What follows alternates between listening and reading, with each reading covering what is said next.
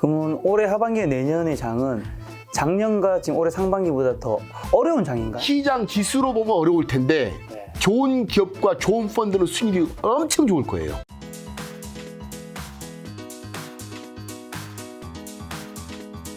자, 미국의 이제 금리 인상, 이제 5월달 됐으니까 이제 또 아마 곧 발표를 한 번 더 할 텐데, 금리 인상이랑 QT 어떻게 전망하고 계시고, 그리고 그에 맞춰 우리는 좀 어떻게 대응해야 되는지, 본부장님. 네, 뭐 저희가 생각하기엔 지난 2008년 이후부터 15년간 돈이 계속 풀려왔죠. 양적으로 계속 완화가 되었던 국면이고, 이게 2018년에 다시 반대로 가면서 조금 다시는 회수하려고 했는데 어느 정도 시간이 지나는 과정에서 코로나라는 상황이 발생을 했고, 갑자기 또 제로금리로 가면서 굉장히 또 유동성이 다시 풀리는 상황들이 되었기 때문에 지난 15년의 역사는 유동성이 굉장히 퍼져나가는, 그래서 큰 게 더 커지고 좋은 게 더 비싸지는 그런 국면이 계속되었다고 저희가 생각을 하거든요.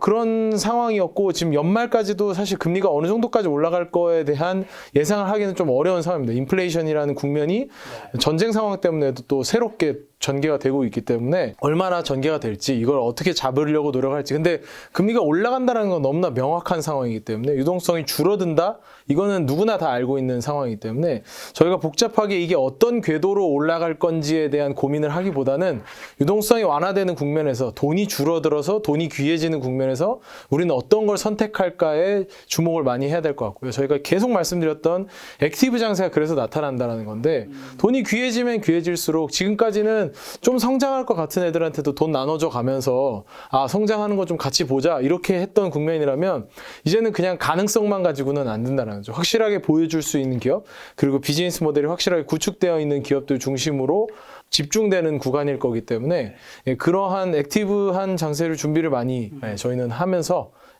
보내면 되지 않을까라고 생각을 하고 있습니다.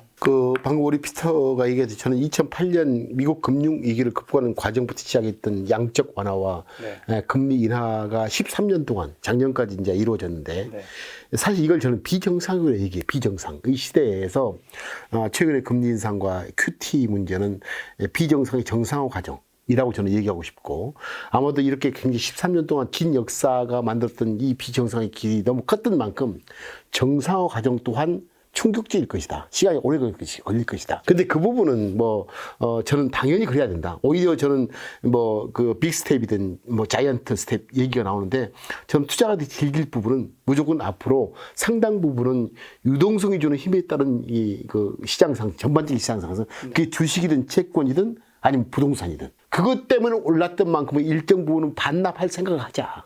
그러면 그 가격대는 어쨌든 멈춰 있을 것이고, 그러니까 위로 뚫기는 어렵다는 거고, 어쨌든 박스권이라고 보고, 이 속에서 그동안 13년이 아주 쉬운 문제를 내놨던 시험 과정이었다. 근데 지금부터는 어려운 문제가 출제되는 그런 개별 종목 좋은 곳에서 고르는 시장에서는 아주 좋은 성과가 있을 것이니까 굳이 시장에서 있으면서 공부를 하셔서 좋은 종목 사든지, 그 좋은 종목이라는 게 비법 아니에요. 자기가 아는 종목에서 나눠서 사고, 아니면 그 액티브 펀드로 사는 게 좋겠다. 그래서 앞으로 상당 기간은 거시 변수, 그러니까 암울한 그 양적 축소, 그 QT, 금리 인상이라는 거시 변수의 암울함과 이 가치 있는 개별 갭이 싸지고 있다, 떨어지고 있다라는 그 긍정적인 마인드가 충돌하는 역사 속에서 우리는 전자를 보고 그냥 흐느끼지 말고 후자, 가치 있는 갭이 싸지고 있구나 라는 속에서 시장을 즐길 자세를 가지고 있으면 저는 진짜 그렇구나. 진짜 공포 때 뛰어들면 시장이 조정받을 때 뛰어들면 결과는 좋네. 근데 시장이 흥분할 때, 모든 사람이 주식하라고 할 때 뛰어들면 결과는 안 좋구나 라는 반전을 이번 우리 투자자들이 맛봤으면 좋겠어요. 전 세계 투자 중에 한국 사람들은 동학개미 때도 막 뛰어들던데, 이 어려울 때 전 세계에서 양쪽 축소한다는데 그때도 주식을 사 모으네 라는 메시지를 담고 있는 투자라면, 단 좋은 거라 해야 되겠지. 좋은 거라는 하게 되면 우리 투자가들이 진짜 주식이 좋구나, 진짜 좋은 펀드가 좋구나 라는 그 학습의 첫 번째 단계가 아닐까. 그래서 2020년 코로나 때는 용기 대가로서 수익을 얻었다면, 지금은 노력과 인내의 대가, 기다림이죠. 용기와 어려울 때 들어가는 용기 대가와 기다림의 대가가 충분히 수익률로 보상받을 수 있는 때가 저는 있다고 저는 장담하죠. 그러면 올해 하반기 내년의 장은 작년과 지금 올해 상반기보다 더 어려운 장인가요? 시장 지수로 보면 어려울 텐데 네. 좋은 기업과 좋은 펀드는 수익률이 엄청 좋을 거예요.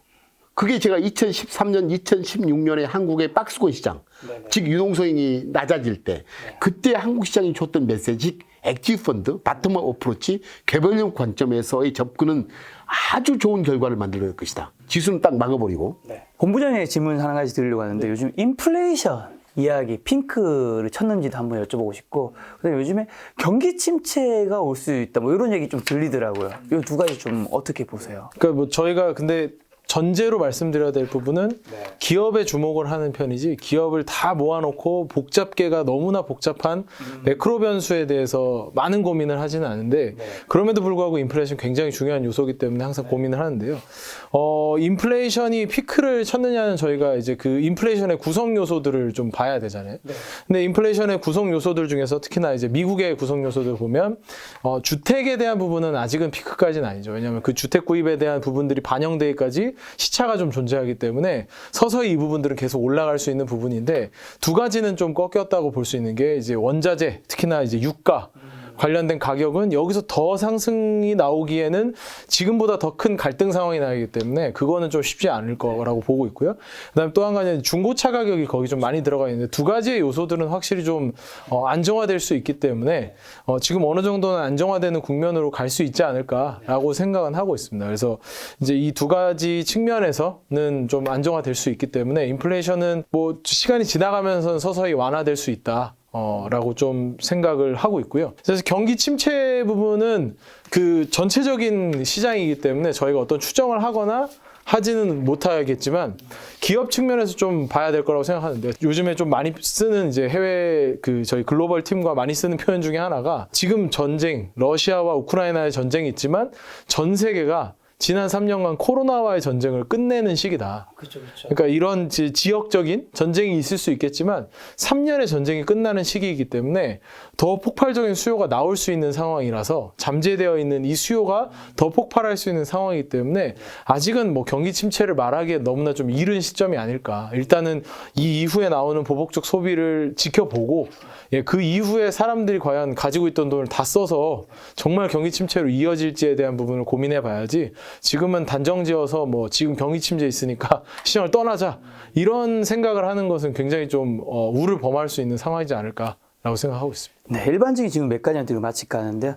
거의 같은 질문일 수 있는데 조금 다르게 접근해 볼게요. 본부장님한테는 평범한 사회초년생이 월급을 받는다면 좀 어떤 방법으로 좀 자산을 불려나가면 좀 좋다고 볼 수 있는지 아무래도 사회초년생이 조금이라도 그래도 더 가까운 건 본부장님이 되니까요. 사회초년생이라면 아무래도 지금 부동산을 접근하기 굉장히 어려운 상황이잖아요. 그래서 지금이 더 스터디하기 좋은 시기가 아닐까라고 생각합니다. 근데 제가 에셋플러스에 와서 주식이라는 걸 본격적으로 정말 받아들이기 시작을 해서 이 부분을 좀 말씀드리고 싶었던 거는 그러니까 주식이라는 공부를 단순히 그냥 가격을 보고 공부하는 것보다 기업을 공부하는 관점으로 사회초년생들은 특히 많이 접근했으면 좋겠거든요. 그러니까 내가 어느 쪽으로 가서 앞으로 일을 해야 될지에 대한 고민 자체가 기업을 보면서 나와야 되는데 다들 그냥 어디가 좋다더라, 뭐 삼성이 좋다더라. 사실 주변에서 누가 어디 뭐 삼성 다녀 이러면은 주식 투자자 입장에서는 되게 좋은 거일 수 있죠. 주변에 삼성 다닌다고 하면. 근데 삼성 그래서 도대체 무슨 일을 하는 곳에서 삼성전자도 있고 SDI도 있고 전기도 있고 뭐 SDS도 있고 너무나 다양한 계열사들이 많잖아요. 앞으로 어떤 상황으로 변화할지를 고려하지 않은 채 그냥 그 이름만을 생각하는 경우가 너무 많기 때문에 특히 초년생들은 그래서 이제 주식 투자의 관점도 중요하지만 앞으로의 커리어 패스를 결정하는 측면에서도 기업을 공부하다 보면 이런 변화를 좀 많이 가져가는 기업도 있고 좀 안정적인 비즈니스 모델을 가지고 있는 기업도 있구나. 그럼 나는 어떤 기업을 선택할 것인가에 대한 선택지도 좀 더 나올 수 있을 것 같고요. 그리고 거기에 더해서는 이제 좋은 펀드를 고르는 습관을 좀 많이 가져보는 게 중요하다. 왜냐하면 펀드를 평가한다는 게 굉장히 복잡하거든요. 주식을 평가하는 것도 복잡한데 그 주식을 고르는 매니저를 선택하는 것, 또 그 주식을 고르는 매니저가 속해 있는 회사를 평가한다는 게 굉장히 복잡한 거기 때문에 그 복잡한 영역은 계속 시도를 해보지 않으면 나중에는 이제 그냥 불신만 생기거나 아니면 내가 해야 되겠다 이런 상황이 되는데 자산 규모가 너무 커졌을 때는 사실 그런 그 혼자서 투자하는 방식으로 계속 가기에는 투자하기엔 사실 쉽지 않은 부분이기 때문에 맡겨서 투자하는 부분들도 계속적으로 좀 스터디를 하면서 가면 좋지 않을까라고 생각을 합니다. 자, 회장님 비슷한 질문이 있는데요. 회장님이 그럼 자녀분에게 재테크나 동교육 같은 거는 좀 어떻게 하셨는지.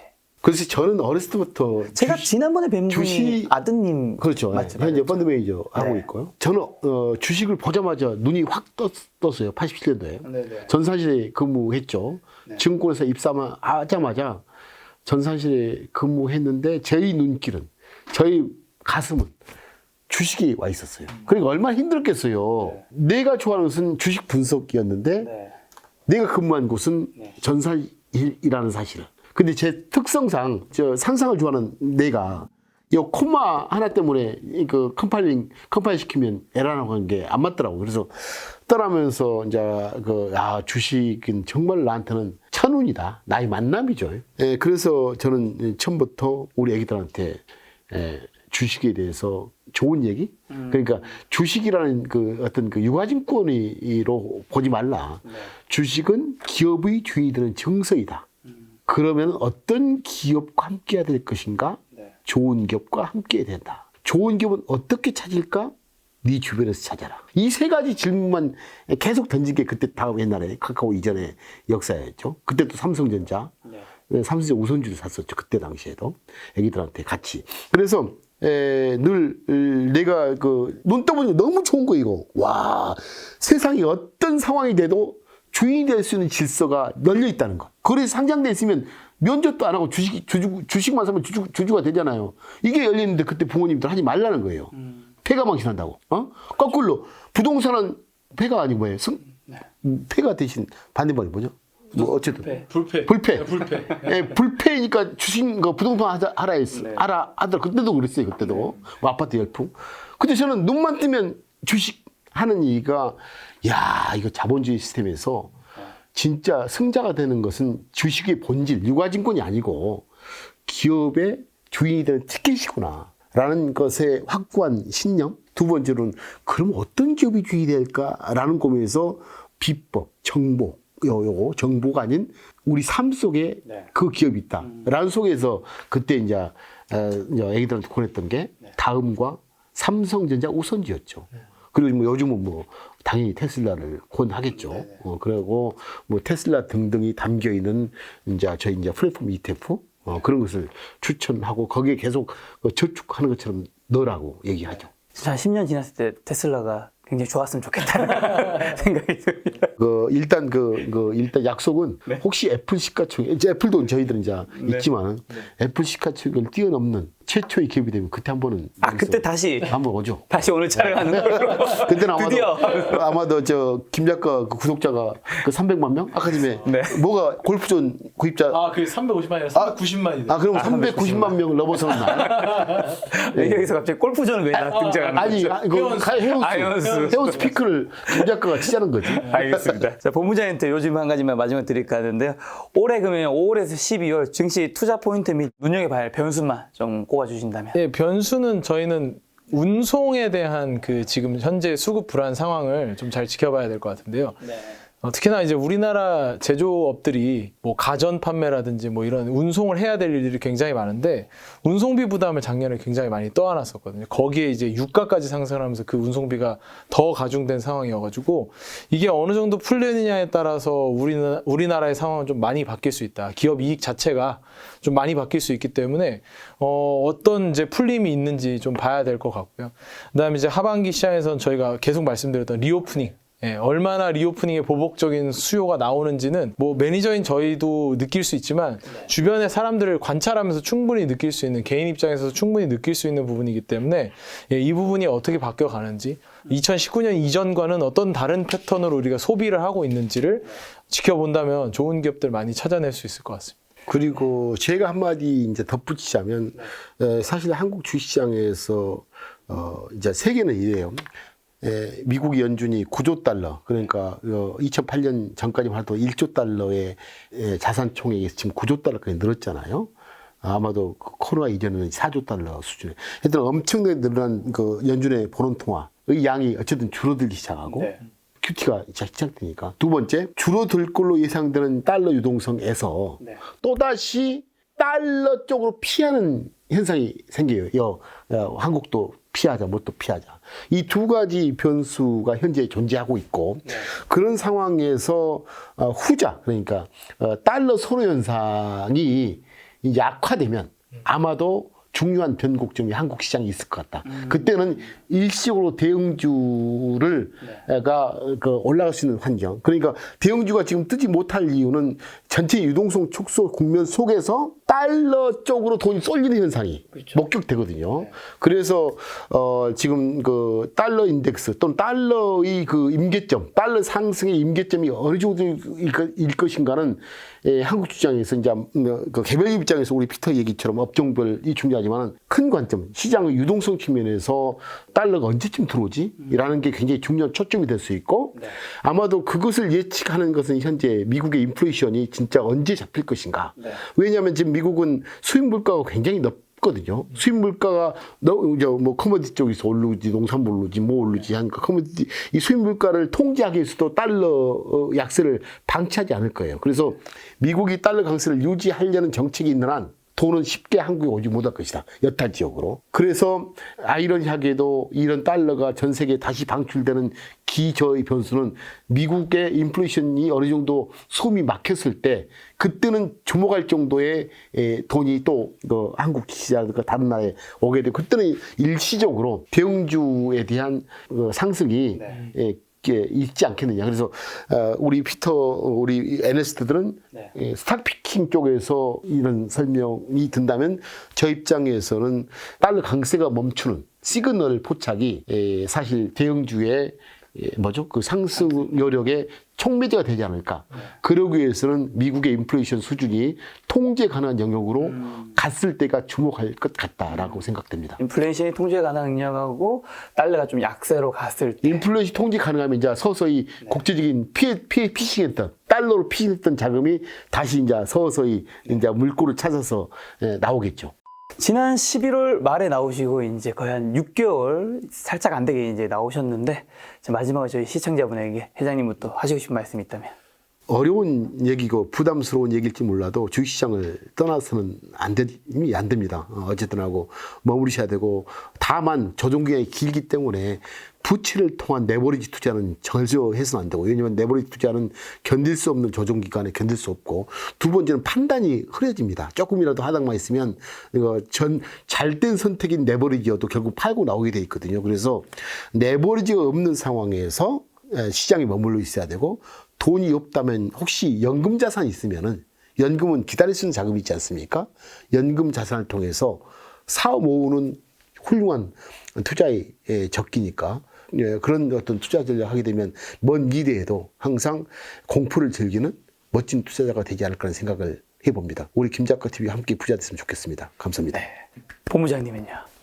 저는 아까 김 작가님이 얘기하신 그 부분인데요. 노동소득과 이제 근로소득과 자본소득에 대한 부분인데, 그러니까 요즘 한창 2020년 이후로 투자를 너무 많이 하시기 때문에 이 자본소득에 대한 비중도 굉장히 높아지셨고, 이 시장의 변화에 따라서 감정 변화도 굉장히 많아지고, 사람들이 우울해하기도 하고 뭐 일시적으로 기뻐하기도 하고 그런 상황들이 좀 많은 것 같아요. 근데 요즘에 시장에 많이 빠지면서 우울하게 생각하시는 분들이 많은데, 이럴 때일수록 삶이 어떻게 돌아가는지 좀 더 많이 봤으면 좋을 것 같습니다. 그래서 기업은 실제로 우리의 삶을 기반으로 하고 있기 때문에, 우리가 2020년에 회장님이 내셨던 메시지도 삶이 존재하는 한 시장은 존재하고 기업은 존재한다라고 말씀하셨던 것처럼 우리의 삶이 여전히 존재하고 있기 때문에 그 안에서 영향력이 커져가는 기업에 대해서 좀 더 집중하면 우울하지 않고 좀 희망차게 그 기업을 찾는 일에 좀 더 힘을 쏟을 수 있지 않을까, 그렇게 생각합니다. 그리고 혹시 시간이 나시면 평온한 마음으로 위대한 투자자,